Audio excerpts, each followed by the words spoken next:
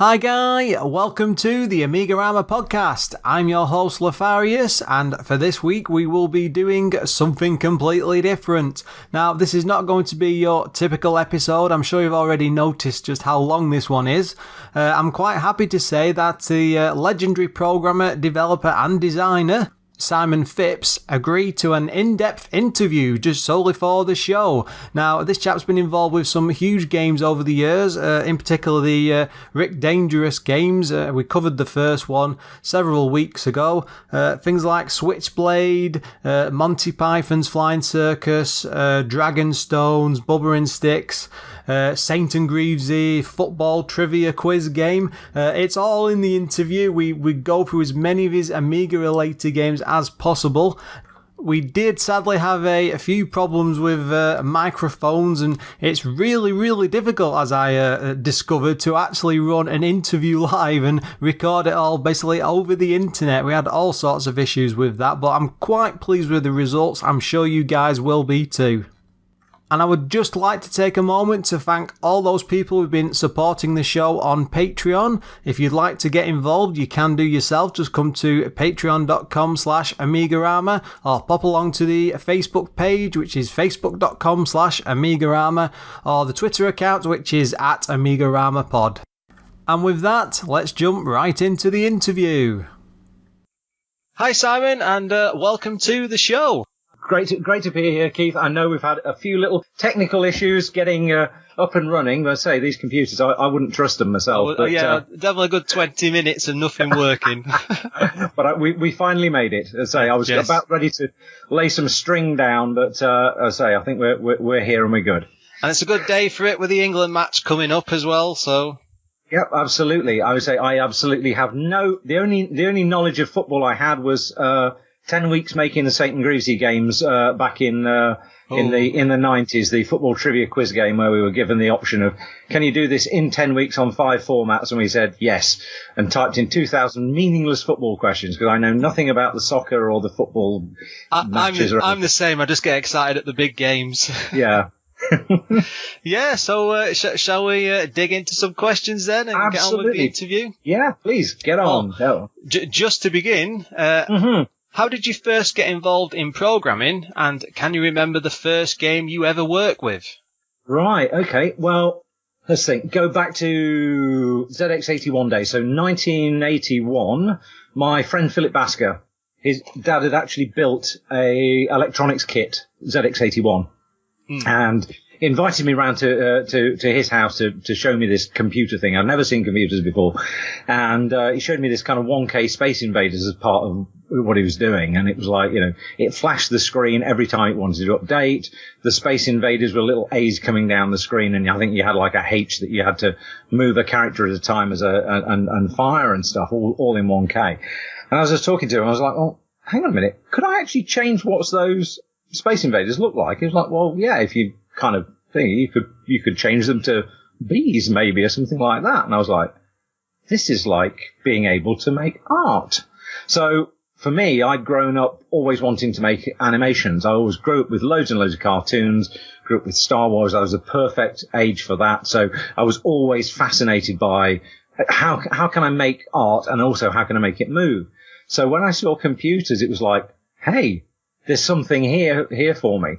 Over the following year, I saved up all of my spare time, paper round money and everything like that. And then in May 82, I bought a BBC Model A computer and just sunk my teeth into it. And it was like, well, okay, then I can draw pictures on this. I can fill in all these bright colours. But if I do this and do that, I can have a little man running around the screen. And so basically that's where I started, teaching myself basic. And then because of the BBC Micro, it had a 6502 assembler that you could actually put in line with the basic. I taught myself machine code as well to write sprites.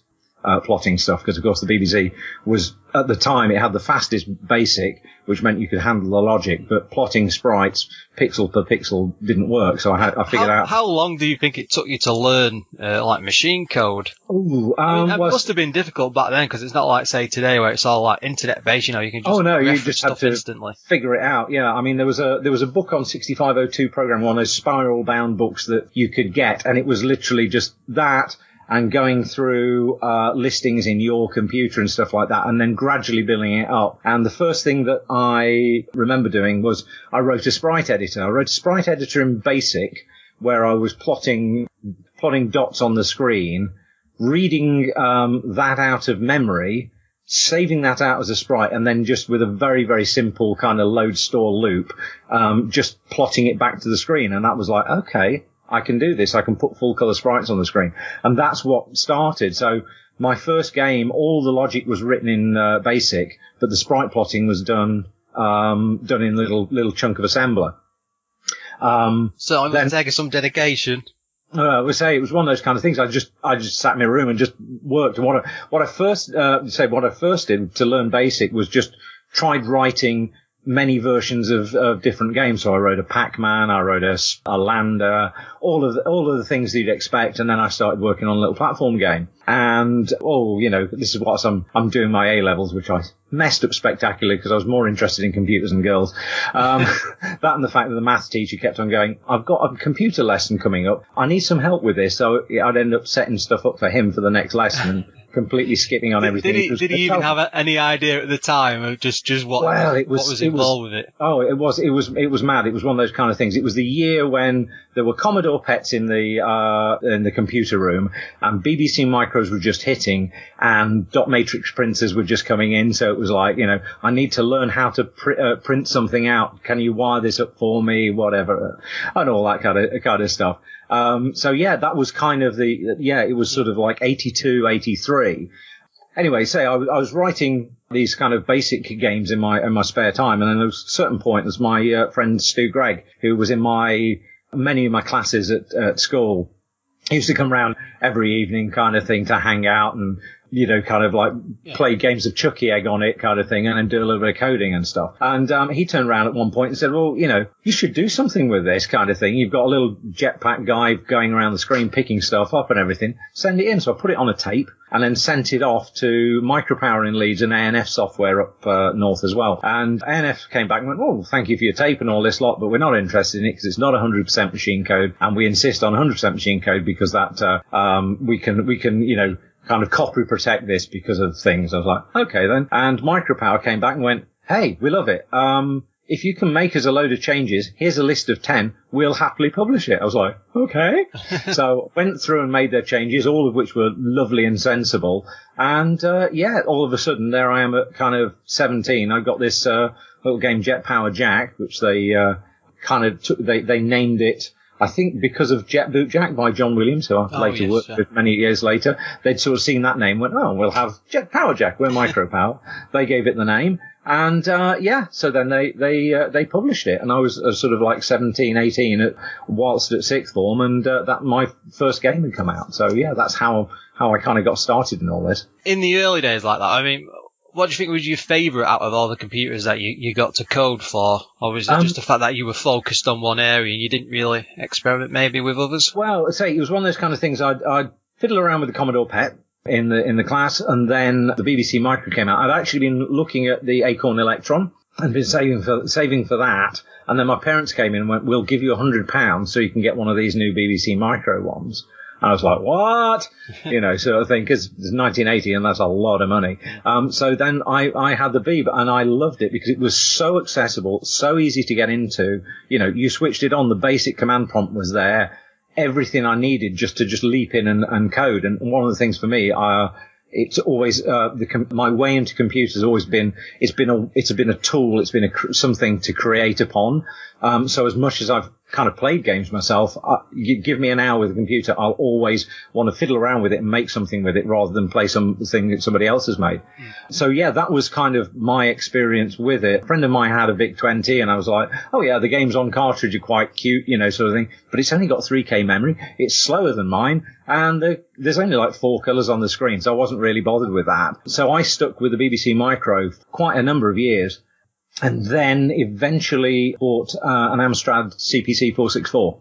This was a few years later, and the reason for that was the fact that it was Z80 and you could buy a Maxam cartridge, which is a little kind of board that you plugged in, which gave the Amstrad the same kind of basic and assembler functions as the BBC, but it would do it in Z80. So what I did was I spent a little bit of time just hobby programming and doing the same kind of stuff as I was on the BBC, but I never did anything much there because I left sixth form and then went to Polytechnic and did HND in computer studies. So I was kind of like using my BBC Micro as much as I was kind of doing little bits of games and things just as a hobby, was more about using it for word processing and doing all my college work and stuff. You must have been so far ahead, though, with what you were doing compared to, say, what they were teaching you in the education system at the time. It was quite interesting because, I came in having published a game, and it was like, here's COBOL, and here's, I think it was COBOL and Pascal, I think we were learning a little bit of C and stuff. So actually my coding was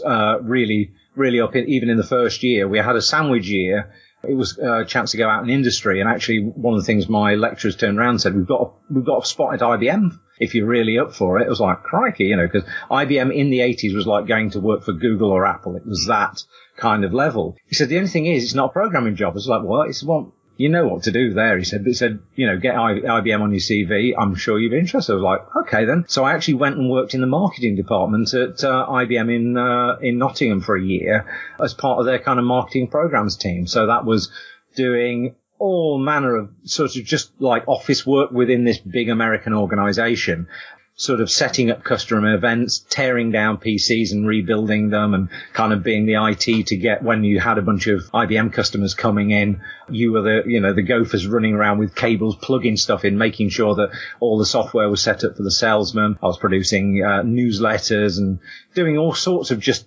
different jobs within this big organization. I really enjoyed it, and it was great kind of chance to do that for a year, and it was totally something that was completely different from what I'd come from. And then I went back and finished off my year, and actually finished top of the year and stuff like that kind of thing, which was really cool. But it was one of those kind of ones that the whole experience of working in this big American corporation made me think, you know what, actually working in a giant, big, multinational, American corporation isn't for me. That's why I spent 8 years working for EA later. But anyway, and Acclaim. But, it kind of gave me a real sampling of something completely different. And I came back. And the funny thing was, there was some kind of awards thing at the end of my college time. And I remember being in a lift going up, and there were all these folks from sort of local industries where they'd put sort of sponsorships and cash awards and things like that kind of thing up. And I remember being stuck in this lift with these two blokes, and one was quite a youngish guy in a sort of 80s business suit. Yeah, right, okay, probably drove a Mondeo.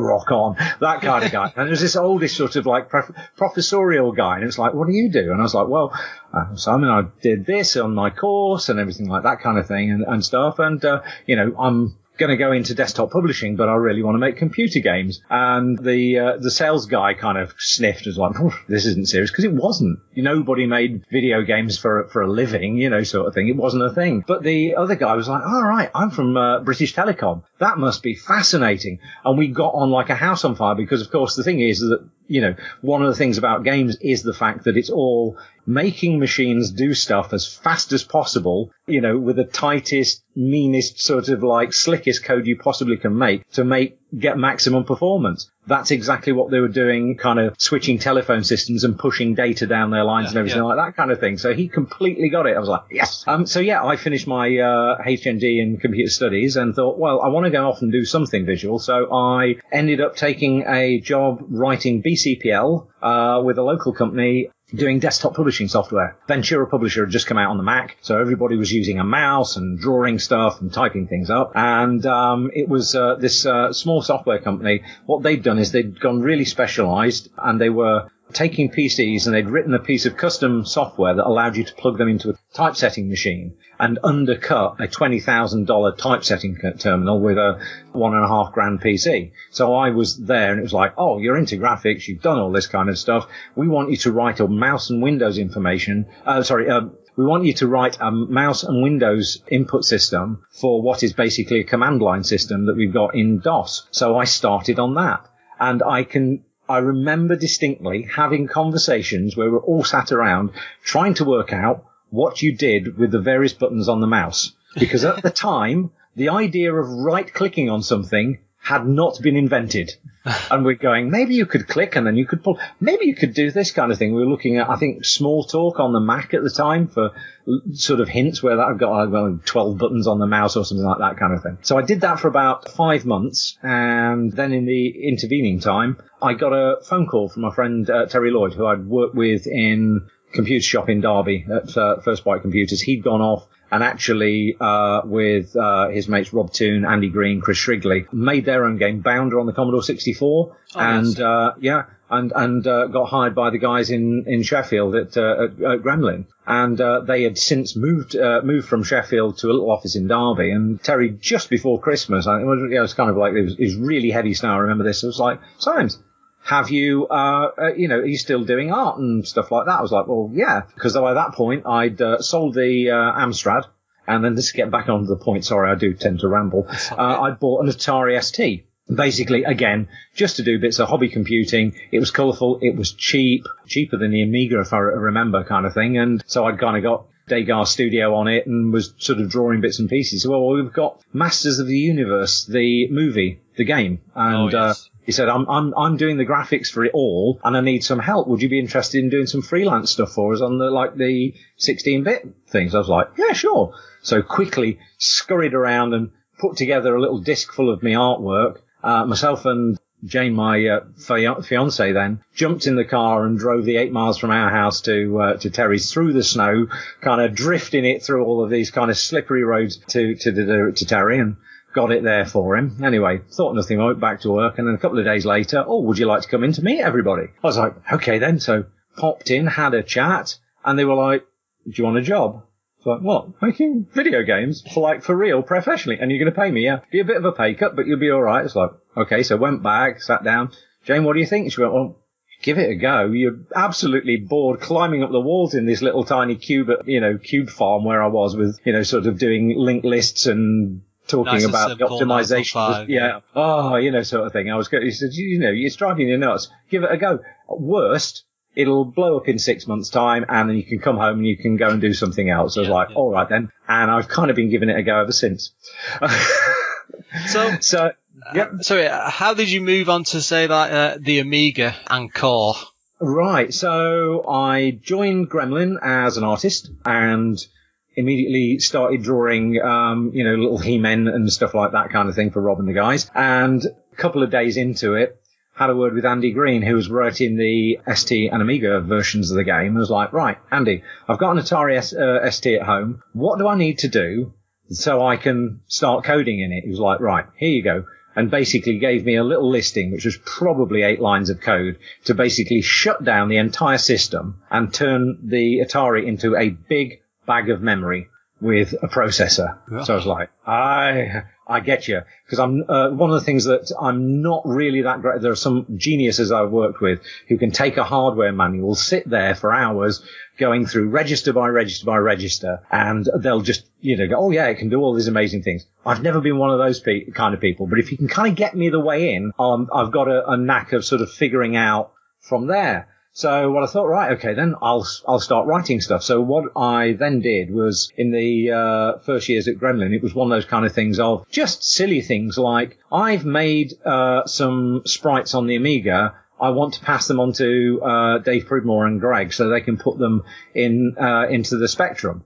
Well, how do I do this? Do I draw them on a piece of graph paper and then go into a Spectrum editor on the Spectrum and type? And it's like, it's only data. I'm sure I can do something. So we figured out a way that take a PC disk, stick it in the Atari, and then what I did was I wrote a little graphics cutter. So I drew all of my art on the Atari and then just wrote little graphics cutters where I could draw the sprites on the ST, down convert the colours, give them an extra mask layer or something like that, and then just pass on, just write a little graphics cutter which just converted the art down, and I could pass it on to Greg, I passed it on to Dave. So that was kind of my way in, was I always wrote all of my own little utilities, because it was like I didn't want to mess around. I think on Masters of the Universe I might have done about 2 or 3 sprites on a Commodore 64 sprite editor, and that was like, that's enough. I can't sit here with a joystick clicking and faffing. I want to just be drawing with a mouse, or taking what I've already drawn at high res and then down resing it, putting in some stippling,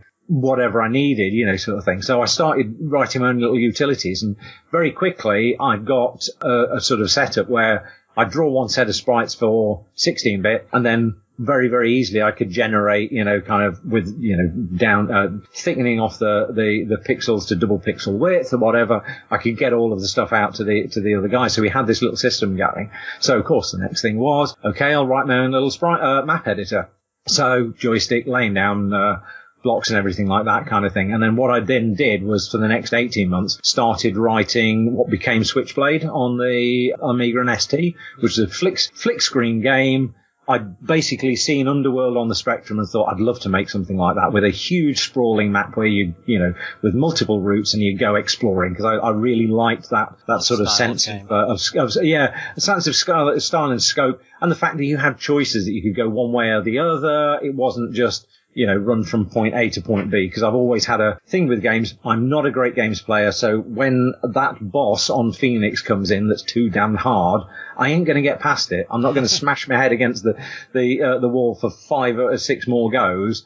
I want to be on, or I want to take a different path around it, or be smart. So it was one of those kind of things that with Switchblade, it's like, I really, really dig this. And so what I did was, in my spare time, because I'd got spare time, I wasn't at college, I was doing things, I was writing my own little platformer, and then of course, chatting to particularly Andy Green, who was doing all of our Atari programming. Right, okay, then I've got this problem. How can I solve this? And he was really helpful in giving me hints and tips. So built Switchblade up, and whilst we were working at Gremlin, I was working on art for things like, let's think, there was a Skate Crazy game that we did, Knight Raider, which was they'd bought in some kind of Canadian PC Sink the Bismarck game, and we had to convert it to the Spectrum, so I had to do cockpit graphics. And when it was to do with graphics, did you get much experience with D-Paint? I'm sure you did eventually. No, I didn't actually. No. I never really touched an Amiga. In fact, actually, I've never. This is the funny thing. We're talking about Amiga.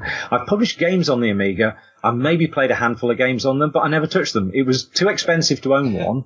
And coding wise, we did all the code on an Atari ST. And all the art. So all the art I drew in initially in Degar Elite, and then I discovered OCP Art Studio, which was brilliant, because it took a little while to get used to it, but you could literally draw your sprites at the size you wanted them to be, and it had a load of character related. It was the perfect art package for creating games art. Yeah. So I did all my art on the Atari, and then all the code. Some genius at Gremlin, when they were trying to solve this, had come up with this 2 little discs, and it was basically a little bit of code that you ran on the Atari, and a little bit of code that you ran on the Amiga. You just put a disc in the Amiga, and then connected switched it on, and connected up the printer ports. And so what you did was you just compiled your code on the Atari, clicked a button, straight down to the Amiga, and then it just worked.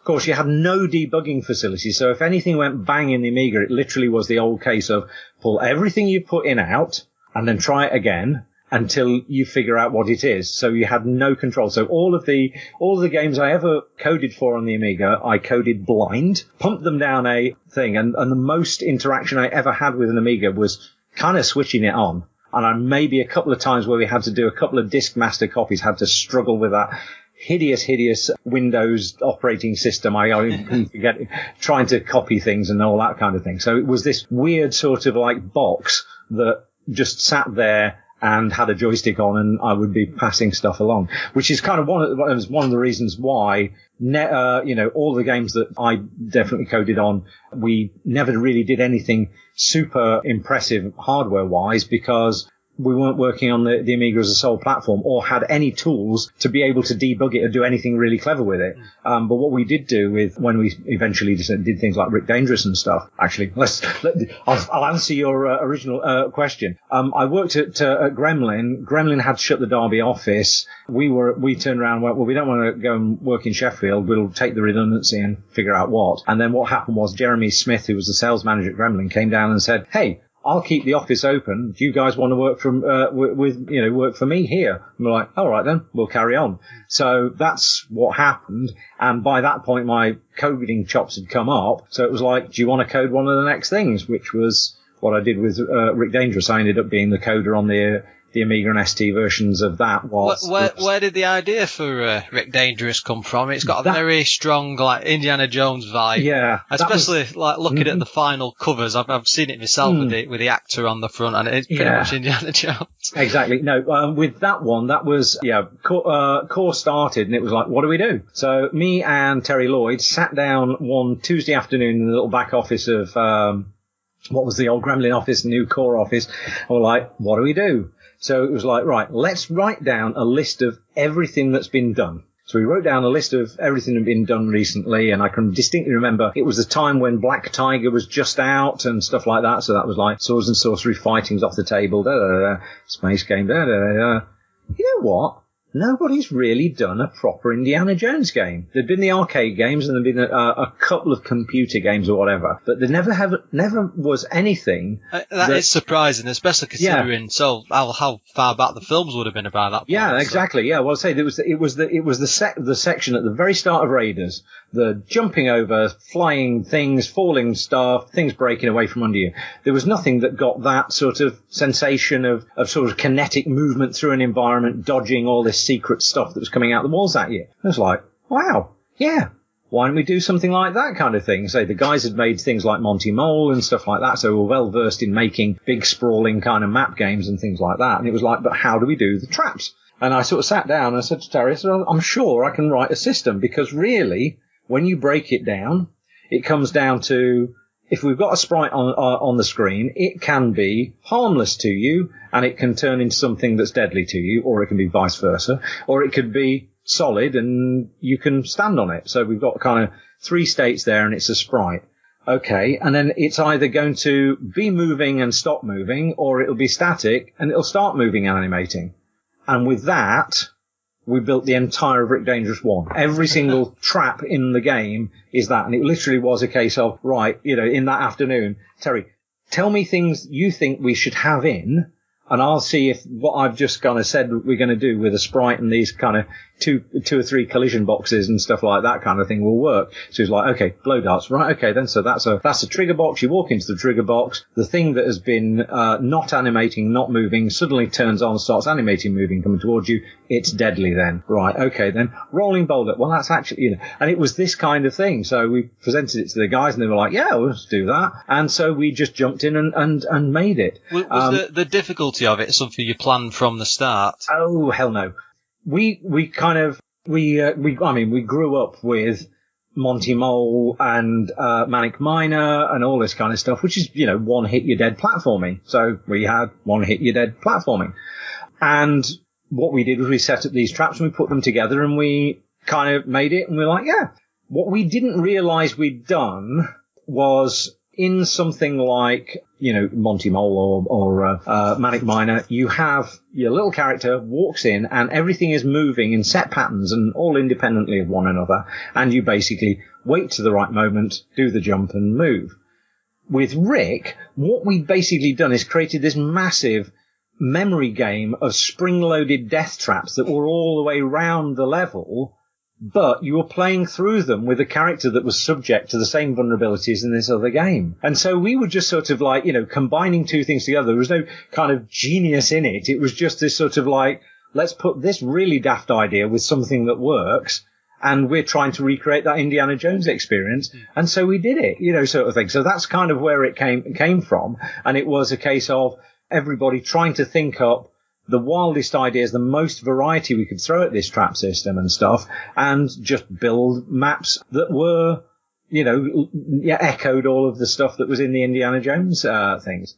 Were you much involved with the comic book that came with a release by, is it Ian Gibson? Ian Gibson? No, I wasn't. Didn't know a thing about it. Didn't know a thing about the artwork. The artwork for the game, we needed something, I guess this is going back to the point of making stuff over multiple formats. What we decided to do was be a bit smart in the way that we designed the game. So we made sure that all the maps were 256 pixels wide, so 32 characters wide on the Amiga and the Atari, so they would work on every format. We weren't suddenly building twice as many maps just because we had a wider screen on the Amiga and the Atari. With the characters, they were 24 pixels wide by 21 high because that was the hardware limit on the Commodore 64, which meant we could draw the sprites once and then take them across to all the formats. All the maps were made up of 256 characters of art because that's the limitation that's on the C64. So it was that kind of thing that brought it all down. And the art style that we chose, I'd seen there's a game called Joe Blade that was on the Spectrum that had all these little super deformed, sort of scrunchy little characters. And I thought, oh, I really like that. And I remember back there was a poster artist called Guillermo Mordillo who did these amazing posters in the 70s that you could get in any record store of hundreds of little tiny men with squash proportions climbing over giant galleons, or a football match where every single one of the members of the crowd were one of these little tiny characters, each one doing a little thing, and the pitch was chaos and everything. And it was those types of things that informed the design of Rick and the characters. So we had this slightly sleazy, scrunchy little tiny boxy dude. So we built the game like that. We sold it to, was it Firebird, I think, wasn't it, kind of thing that did it. And then they came back and said, here's the finished thing. And we were like, what?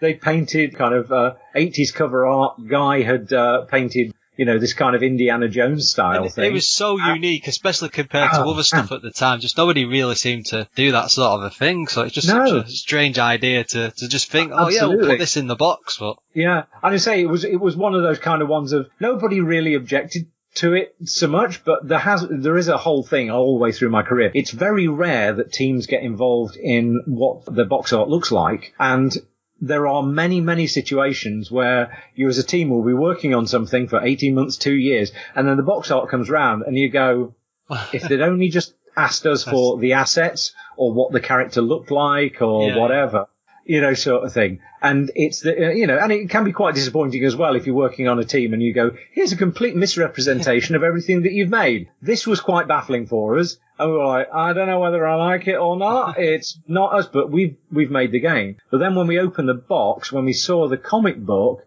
Ian Gibson, the guy who did Robo Hunter in 2000 AD, I was blown away.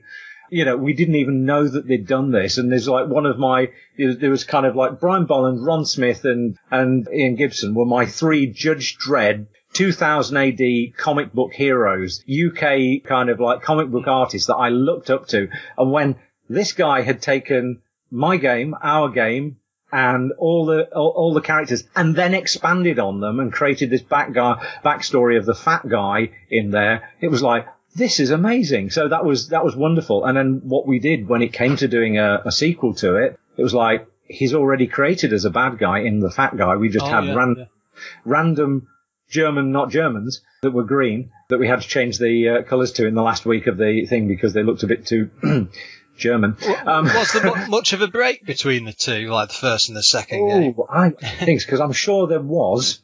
I'm sure we probably did about 15 games because you're cranking them out at an insane rate. I mean, when it came to the sequel, did you set out to do much different, or was it like a push from above just to say, let's try and match it to the first as close as possible? No. Similar style, or? Yeah, so actually, so I did Rick. I eventually finished up Switchblade, which took longer than doing Rick. Rick took 4 months for us. Switchblade took 18 months. So the weird thing was, I was finishing code on Switchblade when I was several projects into things. So my code in Switchblade was terrible. And I was faced with this awful thing of, do I just finish the game, or do I spend another 2 years rewriting this junk code that I'd written? And it was like, no, just finish it. So weirdly, games that came out before Switchblade was released were actually better coded and better than Switchblade was, because it'd taken me so much time and I'd been learning along the way. So let's think. So we did Rick Dangerous. We did, I got Switchblade out there. We then had a situation where it was like we were offered choice of some upcoming projects, and the upcoming projects, there was Oh yeah, and another thing as well, actually, with Rick Dangerous. Rick Dangerous was held onto for about 8 months, and we'd finished it, and we'd moved on to other projects. And it didn't come, and it came out sort of, I think it was probably June or something like that kind of thing, 85, June 89. But yeah, it was held onto for quite some time, which was really quite weird. Yeah. And I've never had a situation where the game, we designed it in July 88, took 4 months to create it, and it wasn't released until the end of June the following year, which was just bonkers, because I've never worked on a game before or since that it didn't come screaming out and straight into a box, sort of thing, and trailing fire. So yes, we did Rick Dangerous. We then had this option. Hey, we've got a couple of things coming up. There's Gremlin would like us to do a fighting game like Streets of Rage based on the Guardian Angels. What do you reckon to that? Or we've got this other thing, which is a couple of football manager type games, but you'd have to do them both in the same time that, you'd have to do this beat 'em up. And we're like, football manager games, 2 of them in the same time, they're going to be easy because they're just going to be front end. There's hardly going to be any art involved, and they're going to sell vastly more than some awful beat 'em up based on the Guardian Angels Subway Warriors or whatever, like this kind of thing. So we went, we'll do the football game. So we then had, okay, this is from Grand Slam Entertainment. They've licensed St. and Greavesy, the UK's foremost top TV pundits on soccer. They've got this Trivial Pursuit type game called St. and Greavesy's Football Trivia Quiz Game. They want a version of it on 5 formats. You've got 10 weeks to do it. So we absolutely hit the ground running. So I wrote the Amiga and ST versions.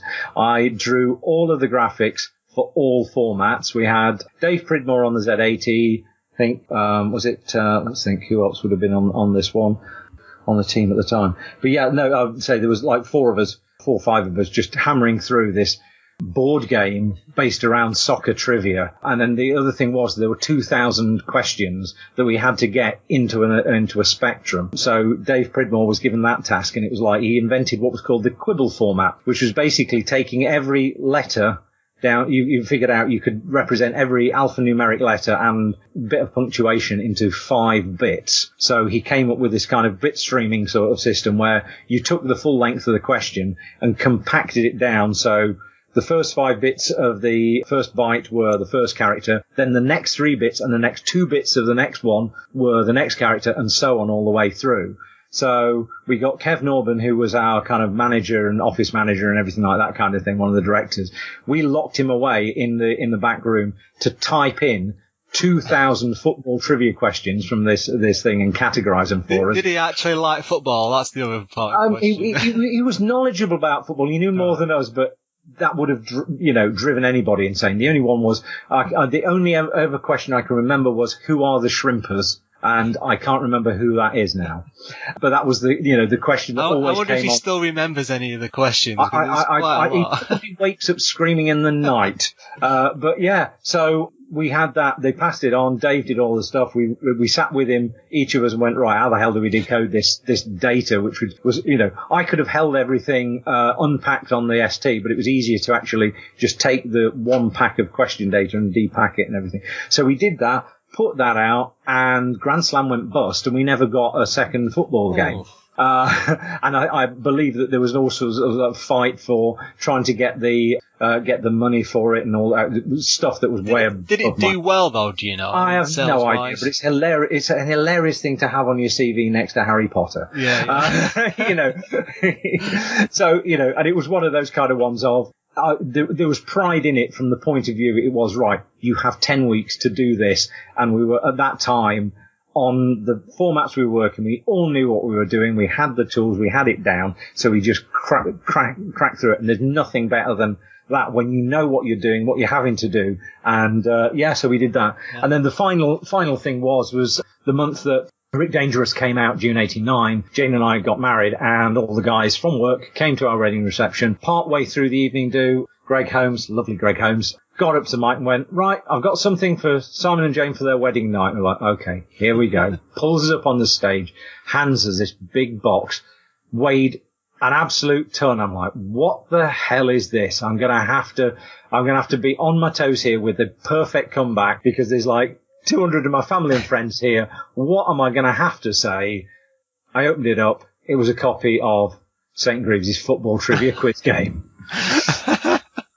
So that was the must thing. have been Yeah, but it was just what I was like, what the hell is this? Is this dumbbells? Is this some kind of weird thing? I've no idea what it is, I believe you're involved with a game called Thunderhawk. I think from what I was looking at, it seems to have quite I've never, for the time especially, had a pretty advanced 3D engine. How involved were you with that?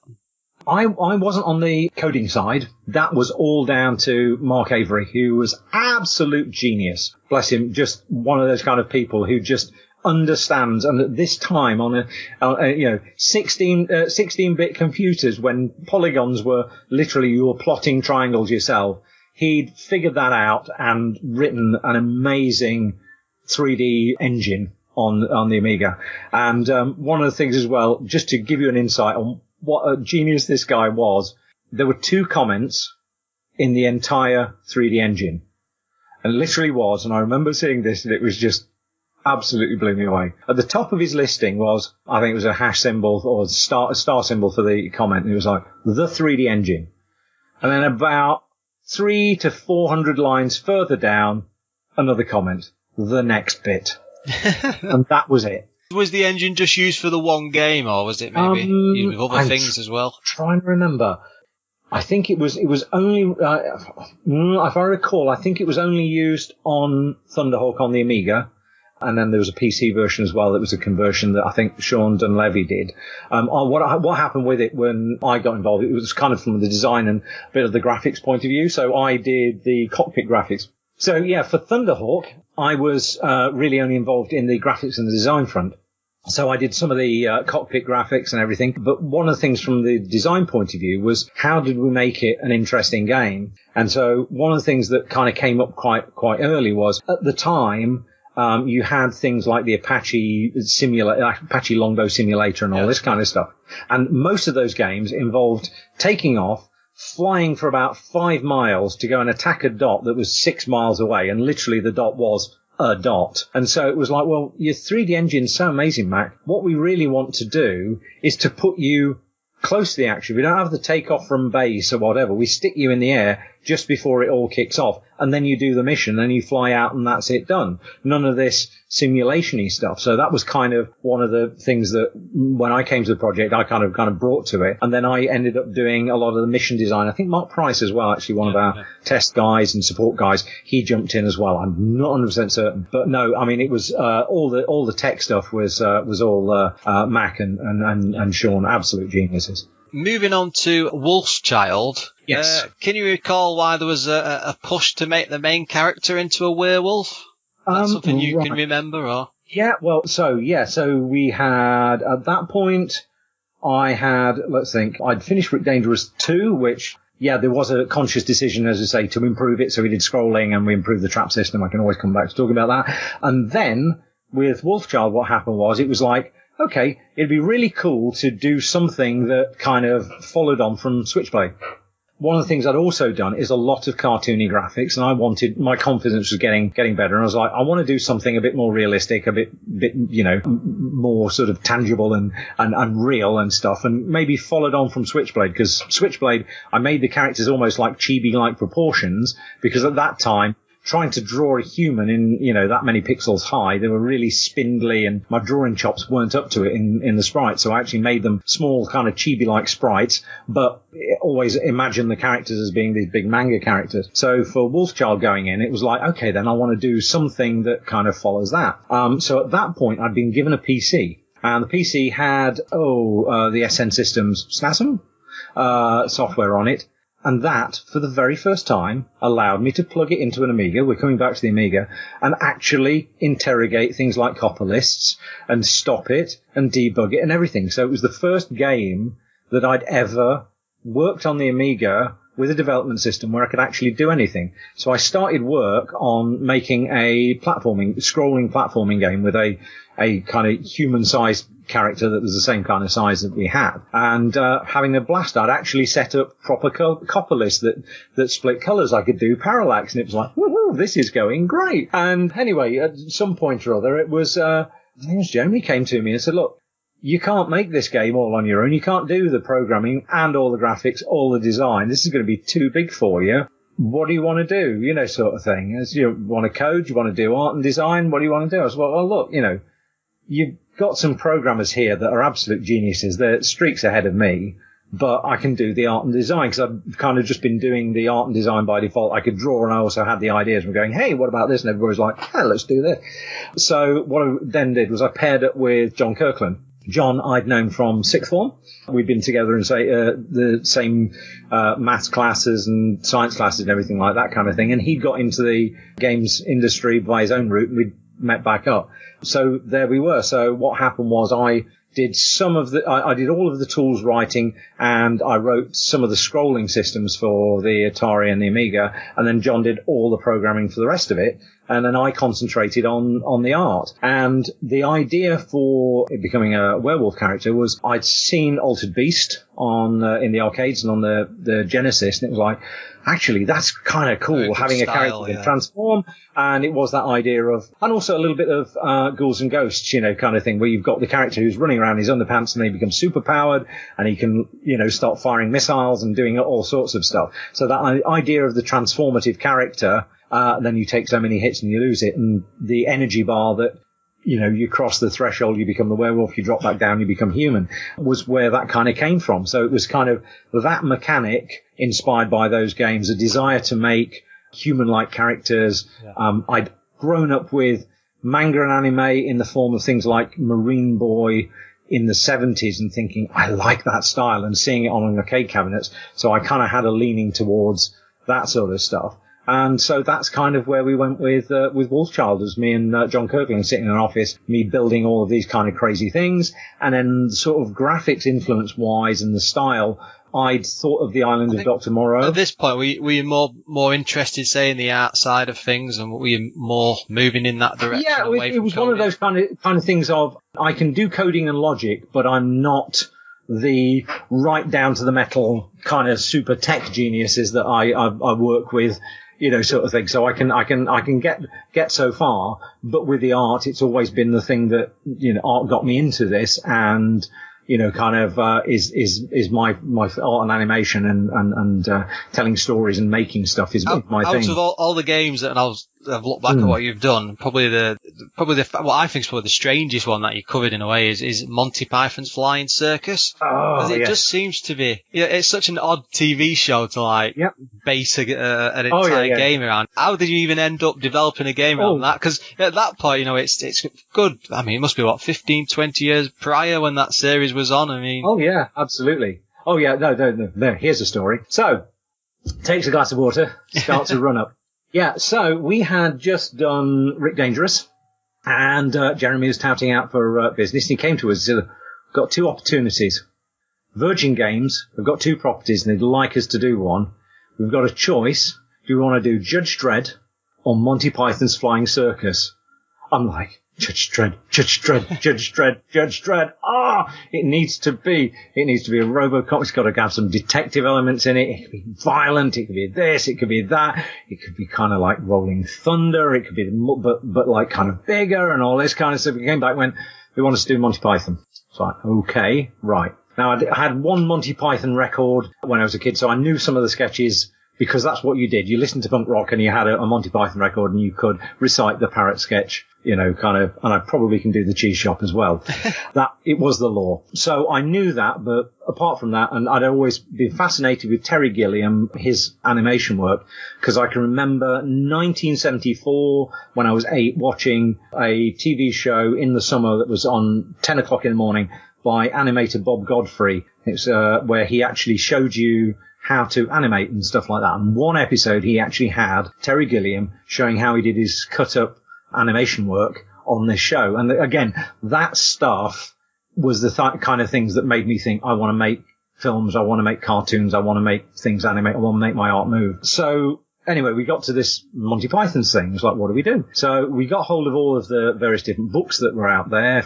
There's Terry Gilliam's Animations of Mortality, which was an art book which had all of his stuff in it and everything. And then basically got hold of the entire Monty Python series from, you know, kind of all of them. So I went home over a weekend, sat there with a notepad and watched back to back every single episode of Monty Python's Flying Circus. I'll say for work, that does sound amazing. With a notepad, time coding and writing down the episode where everything happened. So what kind of sketch it was, where there were the Gilliam moments and all that kind of stuff. So deconstructing it. And that's a kind of a thing that I then took on for later years when I did the Asterix game, read through all the Asterix books and made a chronology. And then when I went and did Potter, that was the first thing I did. The start of every Potter game, get the book, get a notepad and sit there and just read it all, annotate it. And then you've got this cheat sheet. You can just jump back straight to the fiction and say, in here, this point, it does this, and that gives you the springboard. Did you get a chance to meet any of the Monty Python crew as part of the promotion or anything? No, no. I don't even know that they even knew that it had been licensed for them. No idea. We did spend some time with the guys from Virgin, so we came back and we went, okay, then we've just done Rick Dangerous. Oh, and the other thing was, one of the little caveats with Monty Python was the Virgin guy said, we don't want you just taking Rick Dangerous and slapping kind of new graphics on it. It's got to be its own thing. Like, okay, well, we weren't going to do that anyway. We were kind of thinking we want to do a different game. We want to move on. And we could see that those little sprite limitations wouldn't allow us to do the Gilliam art. And one of the things I wanted to do was like, well, in terms of look and feel, it's got to look, we can't have John Cleese's photorealism on a Spectrum, but we can get as close to making it look like Gilliam's cartoon cutouts come to life. So that was the art challenge for me, was trying to learn that style and make sure that all the characters that were from the show accurately reflected what we saw on the screen. So Spiny Norman the Hedgehog and, those kind of things. And then for characters that were live action, so things like the Spanish Inquisition, Gumby and stuff like that, I actually did a in-style Gilliam version of those so they would sit together kind of thing. And so it was great. I can remember myself at the time. I've only been a teenager, but I mean, I remember playing it on the Spectrum version, and the graphics were just something else. There's nothing really like it. Well, this was the thing. It was kind of like, and say that the North Star for me was make it look like Gilliam. Mm. In terms of the game design, we were like, don't make it a Rick Dangerous. What do we do? So it was like, okay, then, well, we got this idea of Gumby, and we got the idea of, let's tear his head off and stick it on different bodies, which allows us to do a platformer, a Mr. Heli flying game with the bird, where you had some kind of slightly jousty control to keep him up, and then we could do a swimming control with a fish, and then we could do a sort of thing on the spring bouncing control by putting on the spring with a boot on, which gave us 4 different sets of controls, and we scaled the sprites up, made it a side scroller as we did, and everything, so you could get much bigger, grander graphics, sort of thing, and that's how we set off. And then what would happen was we kind of checked in with the guys at Virgin Games, and pretty much one of the other things we knew we had to do was we had to make something like a platform game, an action game, because everybody, when their gut reaction when you reach for Monty Python is to think you could do a bunch of mini games. You could do a cheese shop sketch, you could do a parrot sketch, you could do a Spanish Inquisition sketch, an argument sketch, and all this lot. And it's like, there's only four or five of us. We would die, because to write X number of mini games, you can't encompass the entire of Python. You'll have the cheese shop game and this, that, and the other. It'll be rubbish. What we want to do is give you the whole of Monty Python, and we think we can get more of that into a platform action game than doing bespoke mini games kind of thing. And it was that there was that little bit of a sort of thing where you'd sit with the Virgin Games guys and they're going, oh yeah, and you could do like a cheese shop sketch where you've got to try and find the cheese in this room, and the guy's going, no, it's over here, no, it's there, and all this kind of stuff. It's like, that's all custom code. We can put cheese in the game. We can have a cheese lock protection system where you have to verify cheeses. So we just embraced all of that nutty stuff. And then the other one was, I wrote a system for doing kind of full screen kind of sprite animations, which would allow us to do not only the transitions in and out of the level, pull Gumby's head off and do all that wonderful steampunky piston movements and all that sort of thing, but also allow us on a trigger to just do mad stuff. So, identifying trees from a very, very long way away, partway through the level, number 73, the larch. and then the game would continue, because that was what the whole series was like. So that was kind of where we were trying to come from. One of the things that we struggled with was, because it was very controls based, it was really hard to make satisfying controls that you had enough depth in the controls whilst, you were sort of playing it and your expectation was quite an action game. So it became kind of difficult to get the gameplay down in that middle time. And actually, it was the very first game that we actually overran in, because we were trying to steer away from Rick Dangerous by making it very controls heavy. And the Virgin Games guys were really positive and really kind of cheering us on, but none of us could work out where we had to go. So we were kind of struggling with it. We had sort of levels, we had the characters moving about and everything, but just nothing was really coming together and wasn't being satisfying. So I went down, we had another meeting at one point or other, and one point they said about, couldn't you at least put one mini game in? So we came up with the argument sketch thing where you have to contradict the guy for as long as possible to win.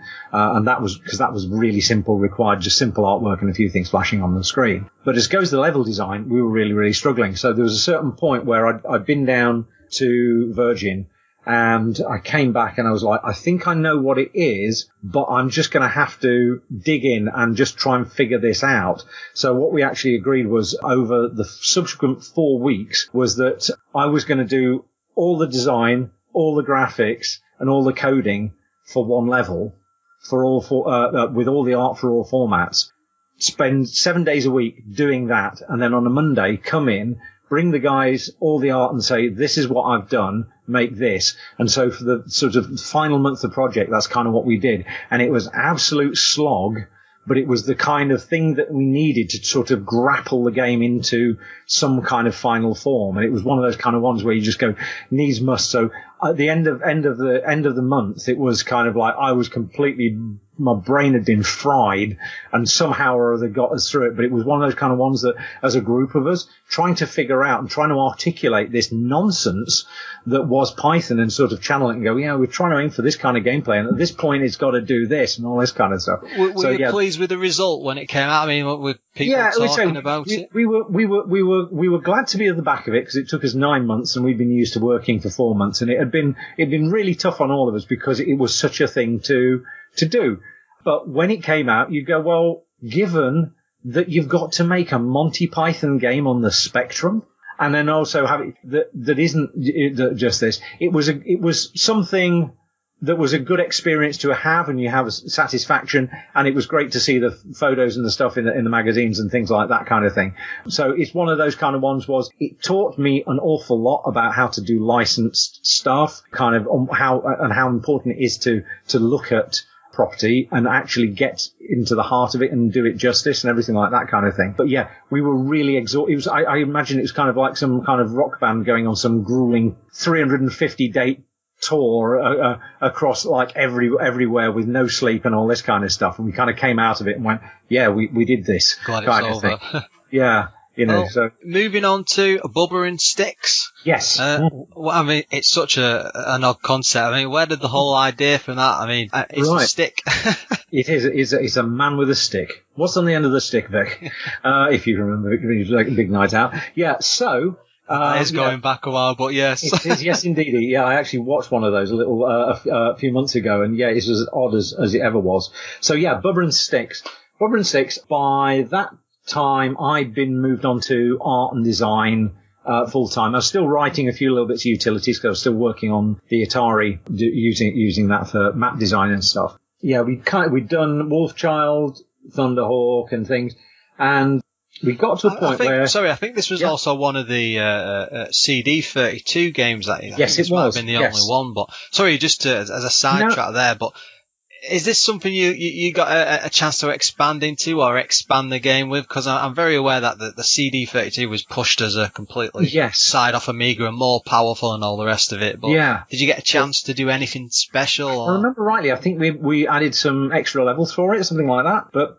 Actually, to Jeremy's credit, at Core, one of the things that he actually did was whenever there was new hardware coming along and people were hungry for games for it, he was happy to go, you know what, we'll make something on that, which is why, going back to Thunderhawk on the Amiga, Thunderhawk went then on to the Sega 32 and all that kind of stuff, and the Sega Mega Drive, because it was like, here's new hardware, they're hungry for it, we've got guys who know what they're doing, and so let's go and get games out there quickly. So with Dublin Sticks on the CD32, it was, hey, there's this new hardware, people are hungry for it, we'll take one of our existing games and expand it out. And I think we did a similar thing maybe on Wolfchild. You know, so we certainly did it on many, many formats. But yeah, so I'd kind of, with going back to Dublin Sticks and getting back to the heart of it, I'd done Wolfchild, been doing some design and bits and pieces on other titles, and was quite enjoying doing all of this sort of stuff. And digitized graphics were on vogue at the time. So you'd had things like Flashback and numerous other fighting games where you had a British programmer doing ninja moves in a car park, being scanned with a black and white camera and then touched up by an artist, and then sold as Ninja Fighting Warrior, but it really was UK programmer doing Ninja Warrior things, you know, sort of thing. I'm sure you couldn't tell. Oh, you know. So that was on vogue, and I had Jeremy at the time going, you know what, I think we could do another sort of Rick Dangerous kind of raiding tombs type game where you have a character who's kind of raiding tombs, but he's actually done with digitized graphics. And I was like, I don't want to do this. I don't want to make another tomb raiding type game. I'm sick of doing these kind of things. I want to do something in 3D. I want to do something that's interesting. And I really don't fancy the idea of doing digitized graphics because they look like ass. But he was insistent on it. You could tell from what most of them that did come out. Yeah, they were never very good. So yeah, you know, sort of thing. But it kept on coming back, and he's going, I've got this idea. The guy's got a stick rather than a whip. He's got a stick. I'm like, oh god, right, okay. So one day I was spending time with Billy Allison, lovely guy, supremely talented, taught me more about animation and drawing than anybody else has, and had hours of time for me where I was like, how are you doing so much better than me? Tell me what's wrong with my thing. How can I make it better? And he had all the patience and taught me so much. I love him to bits. Anyway, bless him. Me and him were working together, and we were like, what can we do? And I said, well, tell you what, let's go back to my house, let's get a big bit of paper, and let's just draw all of the things you can do with a stick. So we sat down one Tuesday night at our house, in the kitchen, big piece of like A2 paper, just drawing diagrams. You could use it as a snorkel, you could use it as a javelin, you could use it to throw and it come back to you. You could stand on it, you could poke it in a tree, you could hit things with it, you could do, and we just did all of these ridiculous little cartoons. And of course, the point is that, you know, using it as a pea shooter, using it as a javelin. Well, it was evident that you'd have to decide on what your stick could do, because you had a pea shooter, a cocktail stick at one end, and a javelin at the other. And you'd not be able to do a game in which you could use this stick to javelin, or to pole vault your way across vast gaps as a human-scaled, human-sized figure, whilst at the same time using it as, you know, kind of a lockpick or something like that kind of thing, or as a snorkel. You'd have to have it extending. So we kind of did all of these ridiculous drawings, took them into Jeremy as like here you go, this is what you could do with a stick, thinking he'd go, you guys are mad. He went, that's brilliant. Oh, you could do so much with that. Wicked. We're like, shit, what have we gone and done? We've just gone and kind of like the pitched the most ridiculous idea possible, and he's gone for it, all in Billy's crazy kind of cartoon style, which harked back to Whizzer and Chips and Cosgrove Hall and all the rest of the Was there ever any like puzzles or things that you designed as an idea that you had to cut out but you really wish you'd put in? Oh gosh, maybe there were a few like things like pole vaulting, I think, were the ones where there was just too much animation involved, and it was very specific, because it was that kind of thing of you'd have to have sticks would have to extend to a vast amount of length. You'd have to dig in at a precise point. You'd have to execute a proper animation arc and stuff like that. So there were a few little bits and pieces there where we literally physically couldn't do that. But it was pretty much most of the stuff that we put in the game was on that sheet of paper, and say the idea was, let's make the stick sentient, because you can then throw it, you can then call it back, which was quite funny actually watching there was an analysis video I watched on Kratos's axe the other day, celebrating how well designed Kratos' axe in the very new God of War game is, about how you can throw it and stick in things and then it comes back to you when you call it. My son was like, this is some really cool design. I was like, yeah, did that back in 1990 like that. And you could also use it as a snorkel and play it like a flute. And so, God of War it wasn't. But was there ever talk of possibly doing a sequel to it? No, I think it was one of those kind of ones where we did it, it came out, and then we sort of moved on to other bits and pieces from there. I say it was kind of that sort of one it was a quirky, weird thing that when it came out, I don't think anybody knew what to do with it. I think sort of like in hindsight, I think we made the puzzles a lot more obscure than we thought they were. Again, one of those kind of great things of knowledge. Two things that I definitely learned about developing games and difficulty was one on Rick Dangerous and the other one on Bubba and Sticks, was the fact that as the dev team, you always by default know a million more things than the player does. And you can never get away from that. So on Rick Dangerous, we had situations where stuff was even too hard for us on the team. And we had kind of like quite heated discussions about, we've got to take this out, because if I can't do it, there's no way anybody else will do, and then we put it out and it was still difficult. And then with Bubba and Sticks, there wasn't, I remember certainly there was the spaceship level where you've got to reactivate the spaceship and lead little aliens back to various different switches for you.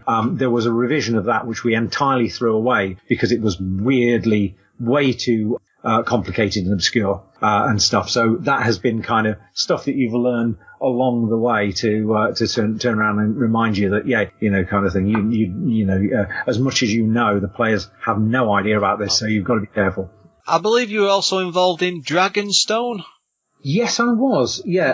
Can you recall much about that? How involved you were? Yeah, well, I remember rightly, the Dragonstone the artwork and the design was being done by a chap named Mark K. Jones, who he was an external artist who had done a fantastic game called Darkmere. That was it, with some of the guys Zero Hour Software. They'd made Darkmere, which is this sort of isometric RPG type game. And then they wanted a sequel to it. So Mark started developing up this game called Dragonstone, did all the graphics and the design for it. And then, if I remember rightly, I think he had the opportunity to move to the States or something like that, and so had to leave the project. So we've got a project where the artist designer bloke had gone, here's my notes and everything, but I can't go with you. And Barry Irvin, I think it was, who was coding the game at the time. So we need somebody to just jump on this and finish it off. So what I ended up doing was following on from Mark and doing my best to emulate his graphics, and then steering the design and massaging it and adding in bits and pieces to kind of bring it to an end, because it was kind of part way through and the story was going in one particular direction and stuff like that kind of thing. Yeah. So that was kind of my sort of jump on, pull the ripcord and figure out what to do, sort of thing. So that was my experience with it. It was certainly very different to all the other games at the time, like what were out compared to it. Certainly Absolutely. Unique. So I've got some listener questions. I have jumped out a bit. I've only got a few. Otherwise, I think we're already over an hour running. So I'll try and let you. I told you, just wind me up and I'll keep going. First up is from Pegarino on Twitter, and he asks, "Where is the screaming sample from when Rick dies in Rick Dangerous?" And did you ever keep any of the samples? Oh, I haven't got the sample. Well, I may have got some source samples digitized on an Atari ST disc somewhere or other. The sounds came from me and Terry, locking ourselves in the room one afternoon with a tape cassette recorder with a condenser mic, making the most ridiculous sounds we possibly could. And one of them was the wah that I did for it. I've just gone and blown out your mic. I was playing it the other week. Yeah. That's it. Yeah, sort of thing. And it was basically, let's pick the funniest one and use it. And so we kind of just screamed ourselves hoarse in the back room, and mine just turned out to be the silliest one. We digitized it on the Atari, put it in, and that's where it went. Daniel Major asks, I have the extra levels discs for Rick Dangerous 1. Did you work on them? And he asks, will you pay for them by Amiga format? I'm assuming that must be a demo disc. Yeah. Well, say what would have happened. Yeah, would have been, there were certain situations where that would have come up. Core probably, maybe. Let's think. Actually, it would have been.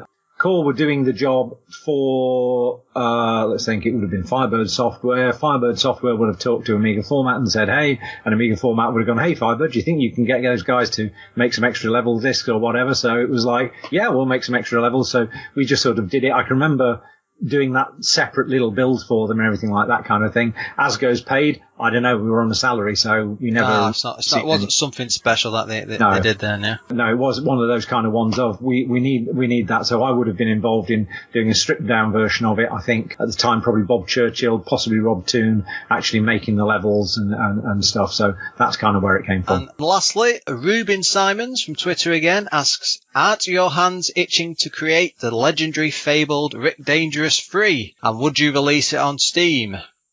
It's one of those kind of things that I think I've been tempted and I must admit I did fiddle around with some Unity a few years ago, playing around with the idea of making a platforming game with touch inputs and stuff like that, which was a really fun prototyping exercise and got me writing C# and back into doing stuff because I'd spent a lot of time at Electronic Arts doing just purely design and no artwork. So when myself and some colleagues left to form Three Fields, one of the first things I did was actually just sunk myself into, having the freedom to play around with mobile, with Unity and stuff until we got some games that came out, which ultimately became Dangerous Golf, which we did in Unreal and stuff like that. But when we were playing around with the Unity engine, I did have a tinker around with coding up some stuff and had an absolute blast. The biggest thing for me is the fact that it's a matter of trying to find in the time, kind of thing. Because to do a Rick Dangerous 3, you're going to have a team that's big and as capable as, say, the Rayman team, because that's where your art standards got to be before you even get out the gate. Little 24 by 21 pixel high graphics aren't going to cut it. Yeah. And to do it justice, especially after all these years, you'd have to really go big on it. And so that's the thing. Is it owned by a company? That's probably the most boring question. Oh yeah, ever, absolutely. No, it's not something you've maintained rights to for years. No. Because the thing was, I did it on salary for Core. Yeah. Core was then bought out by US Gold. US Gold was then bought out by Eidos. Eidos was bought out by Square Enix. So I actually do have a little disclaimer piece on my contact us form on my own website, which says, don't ask me who's got the rights to it. Right, sorry. It's all right. No. It's one of those kind of things. Probably about 4 or 5 times a year I'll get somebody who goes, I've written this, and bless their hearts. Fans who, it boggles my mind that anyone cares about something I made for 4 months. Such a long time, 30 odd years ago, sort of thing, that was released for a UK audience and maybe got a bit into France and stuff like that kind of thing. And it's really touching to be contacted by folks doing this and all this kind of stuff. But it does boggle my mind that, I think a lot of it comes from the fact that it was quite a funny game, there was humour tied into it, and it's quite a good story, and you had that whole, I suppose it'd be like that atmosphere created by having the comic from the game and the look of it and so on, and people just sit there and look back and just think, because there was no internet back then really, and it was just kids sat around at home. Yeah, well, it's been one of those kind of things with this whole sort of retro gaming stuff, because I'm very much focused on what's the next thing I can do, what's the next tools and all this kind of stuff. So it is one of those kind of things of, it doesn't really resonate with me because the good old days are right ahead of us all the time. It's like, I've got VR, I've got 4K, I've got physics engines I can do amazing things with, I've got 3D packages and all this kind of stuff. But the thing is, what is really quite wonderful, and this is one of the things when folks kind of write me little notes and ask me questions and stuff like that, is the realization that what I've done through the work that I've made is actually I've touched people's lives that I'll never know, I've never met, but for them have helped them define a moment in their lives that was really great. Yeah. For me, it was like, hearing the Velvet Underground on my mate's record player for the first time and going, oh my God, I've never heard anything like this before. For those guys, it was sitting there with their mates playing an Amiga or a Commodore 64 or a Spectrum one sweaty afternoon in the summer of '89 going, no, I can do it this time. No, nearly wanting to throw the thing across. And that is a really special moment. And to be tied to that and to have helped contribute to that, it's a big deal. Very and that's special, really quite wonderful and really special, sort of thing. But it still messes with my head that, that's a kind of a thing that I've done. And who would know about this? Who would care about it? And I have people come back to me and go, oh, dude, sort of thing. So just to wrap up, what have you been working on lately? Right. Well, literally the thing I was working on, this last week was the final bits and pieces on Danger Zone 2, which is a driving, crashing, all physics mayhem game on the PS4, Xbox One, and Steam with my colleagues at Three Fields. We've been working a little tiny team. I still forget how many there are. There aren't many of us. There's 7 of us, I think. We left Electronic Arts about 4 years ago with a mind to trying to make games in a really, really fun games that will make somebody smile, that aren't a ridiculous price, making them in a short period of time, that are really visually interesting and really just full of gameplay. And we're now on our 4th game, about to start our 5th game. And at the moment, it's been all crashing cars and blowing stuff up. And I've had a real right. It sounds lots of fun. Yeah, sort of thing. Because I'm playing around with the Unreal tools. I've been building landscapes and doing probably the most world art that I've done in 3D. I've been doing loads and loads of texture art and liveries for various different vehicles and stuff like that. Bits of front end logic, and anything I can get my hands on, really, kind of thing. So we're July the 13th that comes out. It's a whole bunch of fun. It's basically take a variety of vehicles across 3 different sort of like continents, from, kind of the Auto Vistas in Spain to the M62 to Spaghetti Junction to the Kennedy Expressway, drive them really fast, smash through the traffic and achieve objectives on the way to creating the biggest, massivest physics and explosive crash at the end of it. So that's what we've been doing. It's kind of what we're doing is the guys that I worked with are the guys that created Burnout way back with the racing games and stuff. And so it's kind of feeding into that, and we're bringing back that kind of kind of crazy arcade driving and racing and stuff. And so we're coming out on July 13th with with Danger Zone 2, and we have literally just started work, and I've been working this week as well on Dangerous Driving, which is our next game, which takes the follow-on. Do you happen to have maybe a website or a Twitter account people can? Yeah, absolutely. Yeah, well, you can look me up at simonphipps.com. The .co.uk was taken. That's by some incredibly talented photographer who photos of brutalist architecture. SimonPhipps.com. You can look me up at Twitter, Simorph, so SIMORPH, Simon Robert Phipps. And I'm over on Facebook as well, Simons Phipps or something like that kind of thing. But if you hop onto simonphipps.com, there's a whole bunch of links. You can find me on Instagram and everything. And I love hearing from folks. So drop me some questions, fire away. I'll see what I can do. Brilliant. Thank you, Simon. Very welcome, Keith.